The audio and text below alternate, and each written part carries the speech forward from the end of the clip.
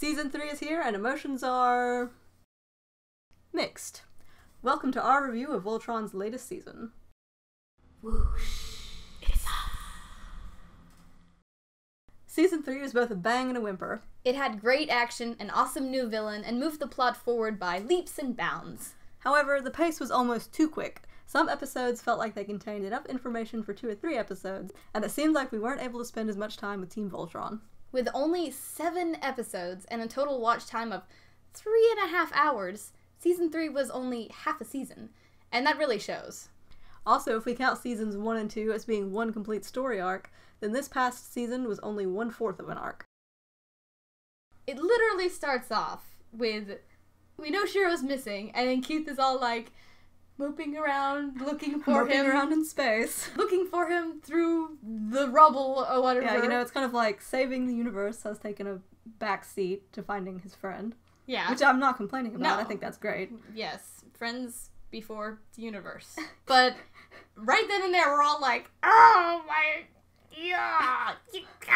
And I didn't like that.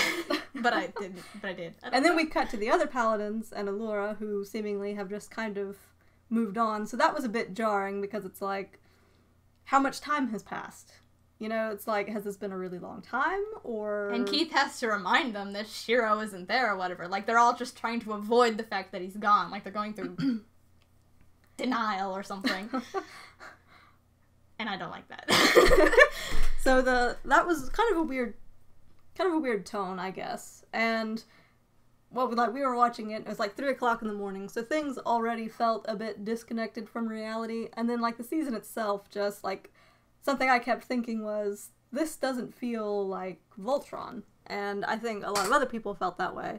It was just kind of jarring, it felt like things were going too fast, I wanted them to slow down, pace themselves a bit. There were some episodes that felt more like they could have been 2 or 3 episodes. I felt out of breath while watching it, and not just from astonishment about Lotor's hair. Also, it was kind of difficult to really enjoy the first 4 episodes because, I spent those 4 episodes wondering where Shiro was. Like, I was like, every time there was a scene change, I was like, alright, this is where Shiro's gonna be. Like, every time anything Galra happened, I was like, oh, he's on the Galra ship, and then I'd be like, okay, wait, never mind. That's not... okay. He's not here. Alright. And so then we finally got him back, and he didn't feel like, or hair. look like the Shiro that we're used to, and so that was... This is not my son! Who is this boy? So that was another jarring thing, and then Although seeing... I did love the long hair. Yes, the long hair was... Beautiful. El bellissimo. Upon rewatching it, it did begin to feel more cohesive. The characters didn't feel so odd to me. The second time I watched it, I was able to appreciate it more because I think I was actually focused less on the newness, more focused on figuring things out, enjoying Lotor and his generals, you know.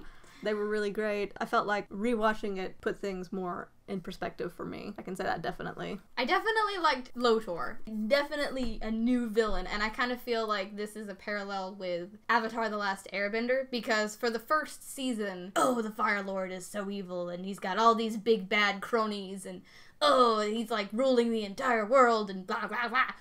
And that's how it was in the first 2 seasons of Voltron. But now we've got Lotor who's coming around, and he's kind of like the Azula character, and like he's kind of different and a little bit wanky, you know, and he's offering new problems to Voltron, you could say. Yeah, that's definitely something that Season 3 is all about, is new problems. Everything's escalating, it's becoming bigger.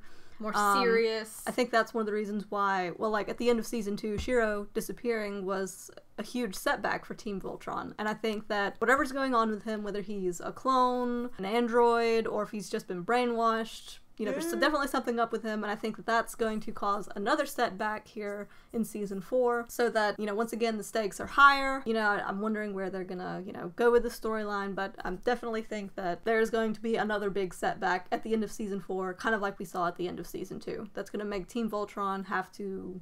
limp. Yeah, limp, possibly rethink lion placement again. I'm kind of wondering if things aren't gonna be reshuffled.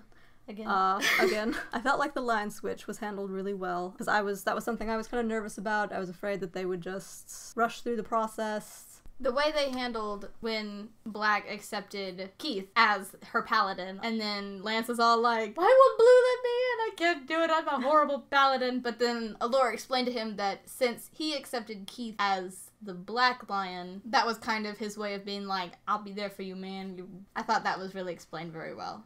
And then Allura was like, oh, I guess I'm not gonna be a paladin. And then the Blue Lion's like, hey, nope. I got you, fam. And that was exciting. And I liked seeing Allura bond with her lion and seeing how much she wanted to pilot Red. And then once she was finally piloting Blue, like how she had to come to terms with what being a paladin really meant. Like, because I mean, I feel like she understood, but in more of a clinical way, like. Yeah, she knew it in theory. And now she knows it more in practice.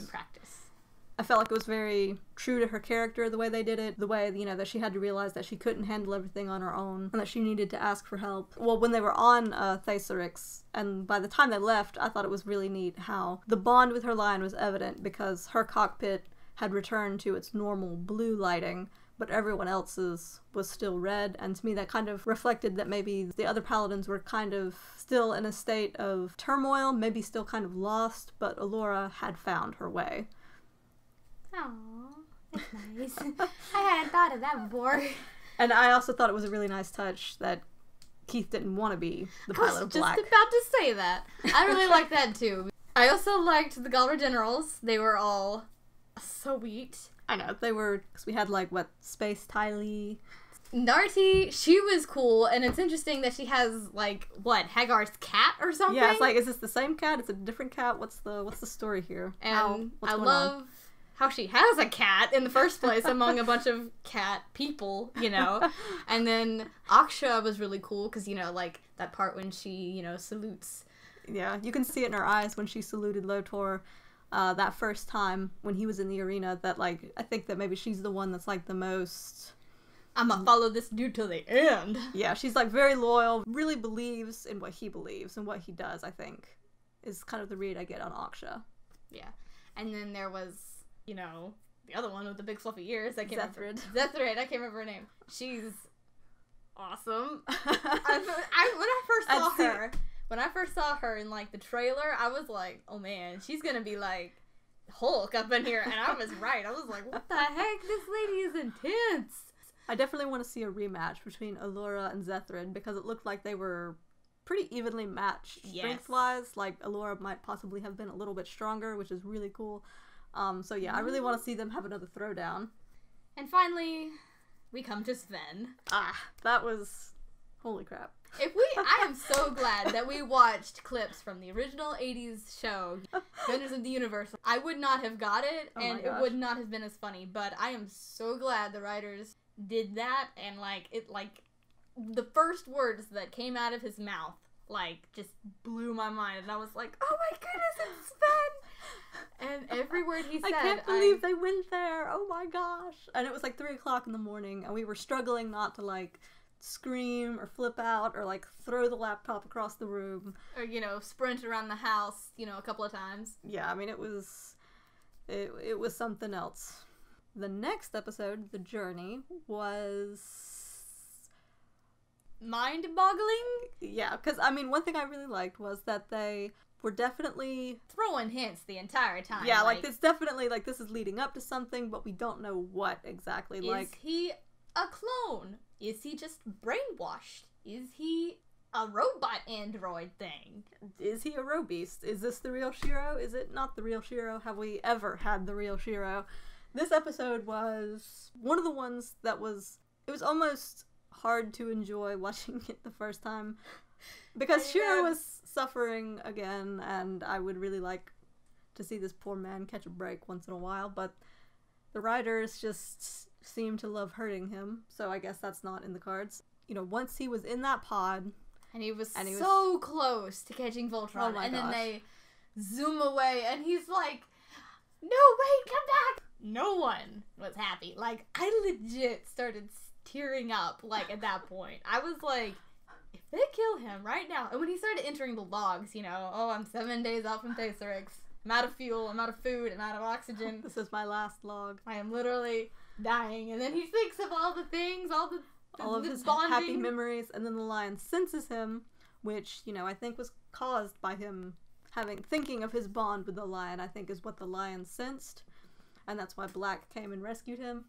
which, you know, is confusing because in the next episode, Black is Lion like, nah. is like, who dis? So that was interesting, and once again kind of muddies the waters. It makes it so much more ambiguous, you know, like, is this the real Shiro? And if he's the real Shiro, then why doesn't the lion want him? And the fact that he was just kind of like, oh yeah, you must be the the real Black Paladin now, was kind of like, what?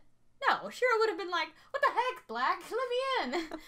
I mean, granted, we don't know how much time has passed.